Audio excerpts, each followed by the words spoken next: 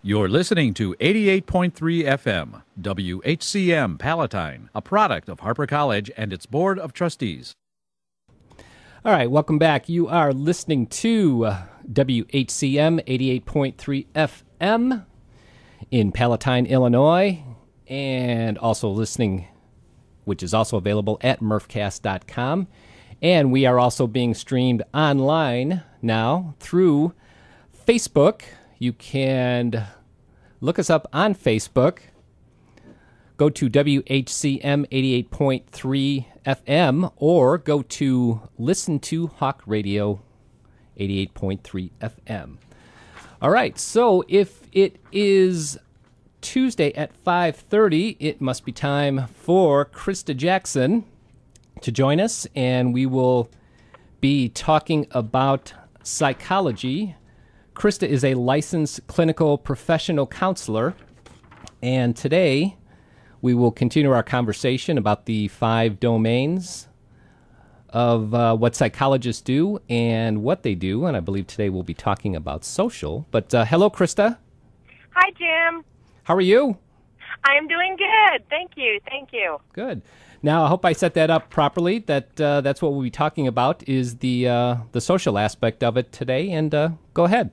Yes, you did a great job. Thanks. Well, once again, thank you for having me on the air. I'd really just like to talk about some of the social aspects of mental illness. Mental illness historically has a rather negative stigma attached to it, and a lot of individuals, until fairly recently, have been reluctant to either seek treatment for mental illness or to admit that they're suffering from mental illness. And that's really, really, really unfortunate. The best way to manage a mental illness is with treatment. And, of course, you can't get treatment if you're not willing to, admit that you're having problems. Right. So in our society, we are seeing a little bit of a shift in the pendulum, that it is a little bit more acceptable nowadays to be on medication or to be seeing a therapist. However, I still do notice a lot of individuals, especially even at Harper, my students, that they will come up to me, after class, or they'll call me or send me an email about a particular issue or problem, and they will say, I feel awkward coming forward, or I don't want my friends to know.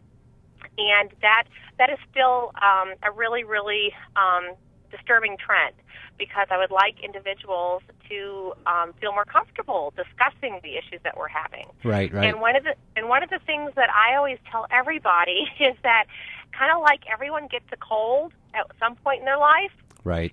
Everybody's going to have some level or form of mental illness at some point in their life. Right. And in fact, we call depression the common cold of mental illness.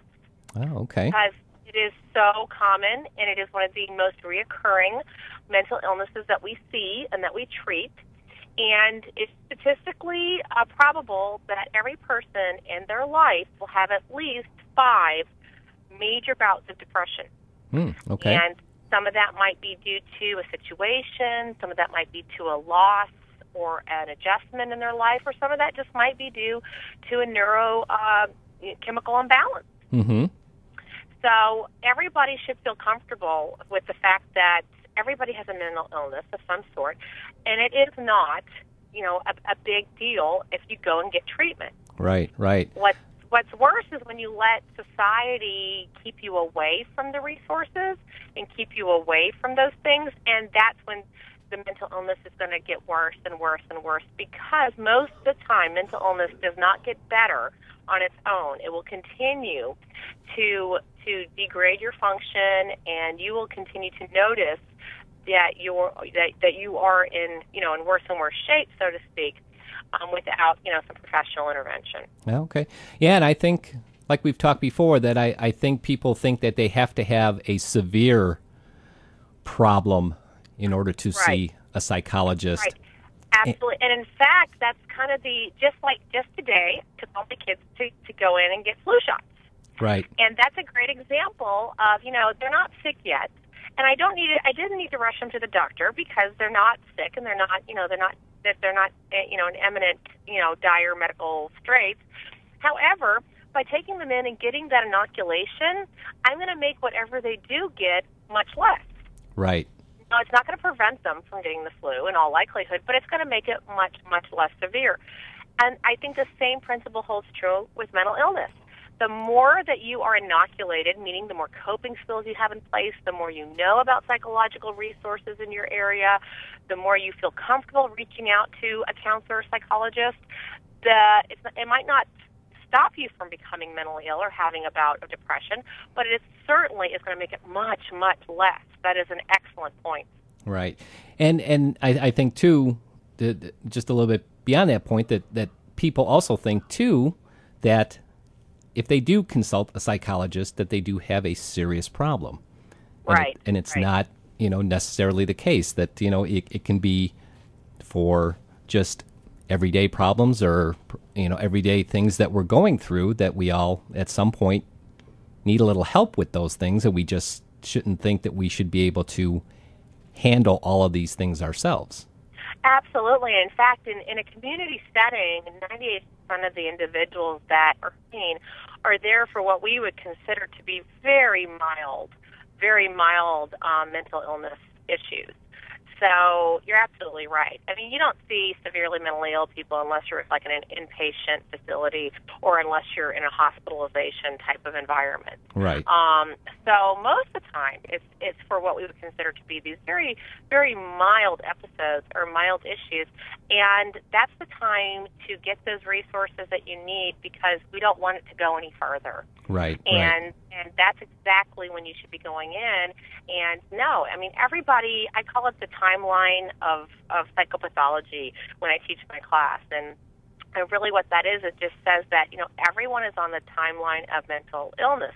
It's just a matter of how much stress have you been under and how long have you been suffering with that stress. Because the more the stress and the longer the time, all of us are going to experience major, major issues. Right. Eventually, at some point, it just seems like you just kind of break down at some point. The longer you let it, let it go untreated, that eventually it leads to other problems, Absolutely. both mental and physical. And it won't even be just all psychological. No, there's a strong correlation between the mind and the body, and the worse that you're doing psychologically, you're also jeopardizing your physical health. Right. So that's a very important piece to the puzzle, and we're all looking right now for a healthy lifestyle and to stay away from the doctor as much as possible. So going in and making sure that you're inoculated, if you will, getting your mental health shot is just as important as getting your flu shot. Right. Which, by the way, is very important. Everyone should get a flu shot too. So absolutely. I haven't done it, but it's on my list. I will get it done very soon. So, you know what? I have to admit, I took my kids in, and me and my husband haven't done it yet, but we're definitely going to do it really soon. So. Right. Okay. Very good. Well, once again, I thank you very much for joining me. And if anyone wants to get in touch with Krista, her email is you can get in touch with her at Krista Jackson. That's KristaAm Jackson at yahoo.com. And where else can they get in touch with you? They can call me at Harper College, which is the main number, 847-925-6000, and ask for the psychology department, and then just ask for Krista Jackson. All right. Very good. Well, thanks again. I'll let you go. I know that you are very busy, and we'll talk again next Tuesday. Oh, once again, Jim, it's been a pleasure. Thank you so much. All right. Thanks, Krista. Okay. Bye-bye. Bye-bye. All right, that was Krista Jackson. She is a licensed clinical professional counselor and psychologist, and that was our psychology segment for today. I hope you enjoyed that. I'm going to play a couple of PSAs, and I'll be back with some more music right after this.